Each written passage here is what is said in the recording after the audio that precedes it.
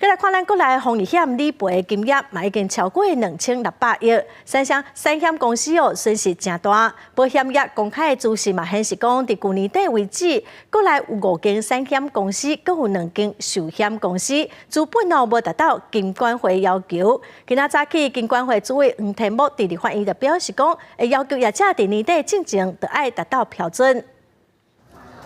国内防疫保单为去年到今年4月份。理赔金额超过2600亿，互三险公司是了解稀列的。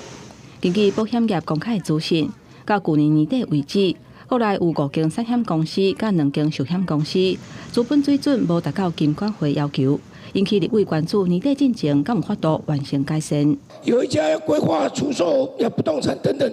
什么时候可以做完这个事？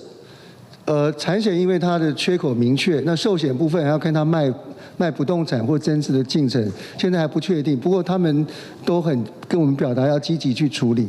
黄天木表示，目前防疫险已经渐渐收尾，有部分真歹控制的因素已经渐渐有掌握。对金控来讲，尤其是以银行子公司为主的金控公司，在起利息的环境之下，获利应该受益。那不动产借贷媒合平台 IMB 的诈骗案，诈骗金额有到25亿。嘛，互立委质疑讲，网络借贷平台 P2P 到底爱由什么人来监管？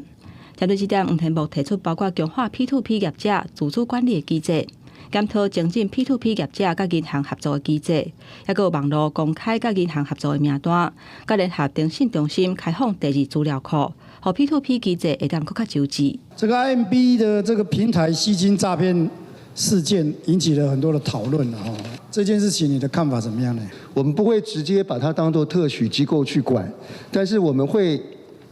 用这种以银行跟 P2P 网络平台、借贷平台合作的方式，透过银行的机制去导正或导引它朝向一个健全发展的方向去处理。黄天木强调讲，在2017年到2018年，都要制定银行甲网络借贷平台来起的规范，希望透过这届提出的4大方向，进一步看敢会当做更较好。